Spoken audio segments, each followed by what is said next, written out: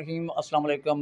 इबरत मुलाकात में नाज़रीन अवां जो मेज़बान ग़ुलाम हुसैन ख़ासि के लिए अवां सां गॾु आहियां मौजूदु आहियां। इबरत जे नाज़रीन खे भलीकार चऊं था।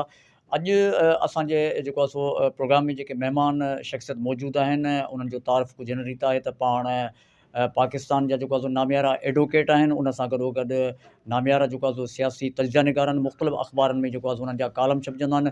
रोज़ानी इबरत अख़बार में बि हुनजो जेको आहे सो हर हफ़्ते कालम शाया थींदो आहे।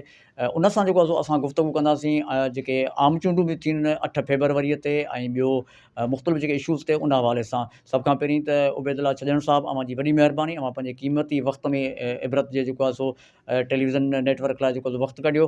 सर, सभ खां पहिरीं त मुंहिंजो तव्हांजे अॻियां इहो सुवालु आहे त 8 फेबरवरी 2024 ते जेके पाकिस्तान में आम चूंडूं थियनि पियूं उन जूं तयारियूं त जेको आहे सो समूरियूं सियासी पार्टियूं जेके आहिनि सो कनि पियूं। पाकिस्तान में अॻूणो वज़ीर आज़म नवाज़ शरीफ़ बि जेको आहे सो सरगर्मियूं करे पियो ऐं अॻूणो सदर पाकिस्तान पीपल्स पार्टी जो अॻवान आसिफ़ ज़रदारी उन समेत मुख़्तलिफ़ सियासी जेके आहिनि पार्टियूं उहे सरगर्म आहिनि।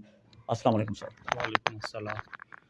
ऐं ख़ासि करे साहब गुज़ारिश ये आहे त 8 फरवरी ते यकीनन इहो अनाउंस कयूं वयूं आहिनि आम चूंडूं पर आउं सम्झां थो त अॼु जी जेका सूरत हाल आहे या जेको पाण छो इन ते मूं ऑलरेडी हिकिड़ो आर्टिकल बि लिखियो हो, तव्हां पढ़ियो हूंदो। त मुंहिंजे त ख़्याल मुताबिक़ त 8 फरवरी ते चूंडूं थियणु मुमकिन थींदे नज़र कोन पियूं अचनि। छो त ॾिसो बाक़ी हिन वक़्तु जेकॾहिं 8 फरवरी ते चूंडूं थियनि थियूं, रिमेनिंग जेको टाइम आहे उहो वञी मां सम्झां थो त मोर देन को 1.5 महीनो या पौणा 2 महीना वञी बचा आहिनि।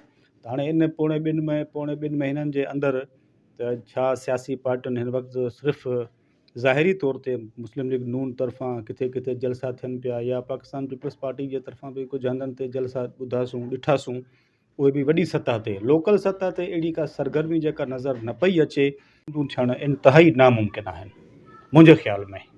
अच्छा, उबैदुल्ला छॼण साहिबु, जीअं त तव्हां तजज़िया निगार बि आहियो ऐं पाकिस्तान जा नामियारा एडवोकेट बि आहियो, त हीउ ताज़ो जेको अॻूणो SSP आहे जेको मलीर जो हुयो राव अनवार साहिबु, उन इल्ज़ाम हयो आहे पाकिस्तान पीपल्स पार्टी जे अॻूणे सदर आसिफ़ अली ज़रदारीअ ते करप्शन जे हवाले सां। त इहो ओचितो जेको आहे सो बयानु साम्हूं, इनखे तव्हां कीअं था ॾिसो? हाणे ॻाल्हि हीअ आहे त इहो राव अनवार साहिबु त इहो एक्चुअली हुयो ई इन्हनि माण्हुनि जो जंहिंजे मथां उन इहो इल्ज़ाम हयो आहे। पर मुंहिंजे ख़्याल में त जॾहिं बि तव्हां ॾिठो हूंदो त इलेक्शन जी जॾहिं या मौसम ईंदी आहे न, त पोइ हीअ जेके सियासतदान हूंदा आहिनि या जेके पंहिंजो पाण खे मासूम सॾाइण जे लाइ उहे अहिड़े क़िस्म जा जेके इल्ज़ामात आहिनि, उहो ख़ुदि इहा हिकिड़ी आर्टिफिशियल स्टोरी आऊं चई सघां थो। बाक़ी हाणे राव अनवार जे अहिड़े बयान में छा थो चई सघिजे, हुन को सियासी माण्हू आहे न कोई एॾे के वॾे हुन ते रहियो आहे। हाणे SSP सतह जो माण्हू जेकॾहिं हिकिड़े एक्स प्रेसिडेंट ऑफ पाकिस्तान जे मथां अहिड़ी क़िस्म जी इल्ज़ाम तराशी करे थो त उन जी का अहिड़ी ख़ासि अहमियत कोन्हे। बाक़ी मुंहिंजे ख़्याल मुताबिक़ त इहो हिकिड़ी सॼी मन घड़त स्टोरी आहे, ॿियो हिन में ॿियो कुझु ई कोन्हे को। उबैदुल्ला छॼण साहिबु, इहो जेको अॻूणो DG FIA बशीर मेमन साहिबु जेको आहे सो पाकिस्तान मुस्लिम लीग नून में शमूलियत कई। हिन वक़्तु मुस्लिम लीग नून सिंध जा जेके आहिनि सो उहे सदर बि आहिनि अॻूणे वज़ीर आज़म नवाज़ शरीफ़ जी पार्टीअ सां जेको सो गॾु आहिनि।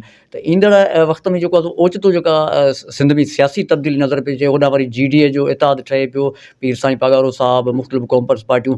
त ईंदड़ जेको सिंध जो सियासी माहौल हूंदो या MQM जो सरगर्मियूं MQM वारा हिकु थी विया, मुस्तफ़ा कमाल, फारूक सत्तार, अनीस काइम खानी, त तव्हांजो सियासी तजज़ियो छा आहे जेको सिंध जे हवाले सां?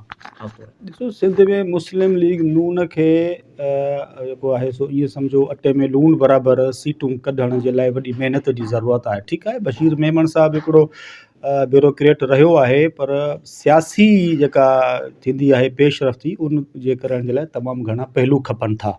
बशीर मेमन साहिब खे तमामु घणो वक़्तु लॻंदो जो हू मुस्लिम लीग नून खे सिंध मां अॻिते खणी अचे। रही वञी ॻाल्हि GDA जे हवाले सां, GDA हिन वक़्तु हले पई, कुझु कॉम्प्रेस पार्टियुनि हुननि जो साथ ॾिनो आहे, जीअं पंहिंजो मिसाल जीअं साईं ज़ैन शाह वारनि या ॿिनि टिनि।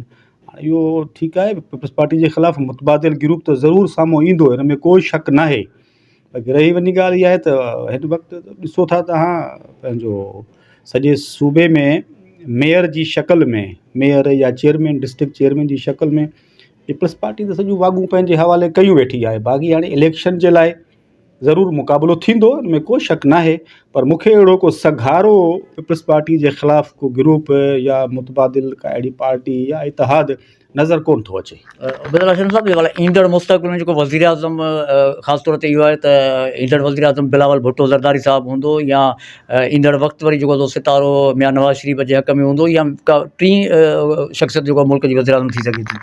हिन वक़्त खां पहिरीं नथो ॿुधाए सघिजे, बाक़ी हाणे जेके इशारा जेके नज़र अचनि पिया, थी सघे थो इहो पलड़ो वञी करे घणे भाङे नवाज़ शरीफ़ साहिब जे फेवर में वञे। बाक़ी हाणे तव्हांखे ख़बर आहे पंजाब सूबो तमामु वॾो आहे, ऐं जेकॾहिं पंजाब में जंहिंजी अक्सरियत हूंदी ऑटोमेटिक उहो ई वज़ीर आज़म थींदो। लेकिन वक़्त खां पहिरीं हिन वक़्त जी जेका सूरत हाल आहे उहो मुंहिंजे ख़्याल में मियां नवाज़ शरीफ़ साहिब जी हिकु पंहिंजी महिनत बि लॻी पई आहे, कोशिशूं बि लॻियूं पियूं आहिनि। ऐं बाक़ी रही वञी ॻाल्हि पाकिस्तान पीपल्स पार्टी जी, हुननि त पाण खे सिंध ताईं महदूद रखियो आहे, ऐं विफ़ाक़ में अचण जे लाइ हुननि खे तमामु घण रुख़िया इतिहाद खपनि, तॾहिं हू अची सघनि था। बाक़ी हिन वक़्तु मुंहिंजे ख़्याल में विफ़ाक़ में मियां नवाज़ शरीफ़ साहिब जी पोज़ीशन काफ़ी बहितरु वञे पई। जी नाज़रीन, असां गुफ़्तगू कई जेको आहे सो इबरत मुलाक़ात में पाकिस्तान जे नामहरे एडवोकेट ऐं सीनियर जेको आहे सो तजिया निगार कालम निगार उबैदुल्ला छॼण साहिब सां। ईंदड़ प्रोग्राम में वरी कंहिं ॿिए महिमान सां जेको आहे सो कंहिं ॿिए इशूज़ ते जेको आहे सो अव्हांखे मुलाक़ात कराईंदासीं, गुफ़्तगू कंदासीं। मुंहिंजे अॼोके प्रोग्राम नाज़रीन इबरत टेलीविज़न नेटवर्क ताईं पहुचाए रहियो आहे मुख़्तियार वको साहब, पंहिंजे मेज़बान ग़ुलाम हुसैन ख़ासि करे ॾींदा इजाज़त। वधीक ख़बरुनि ॾिसण लाइ ॾिसंदा रहो इबरत टेलीविज़न नेटवर्क।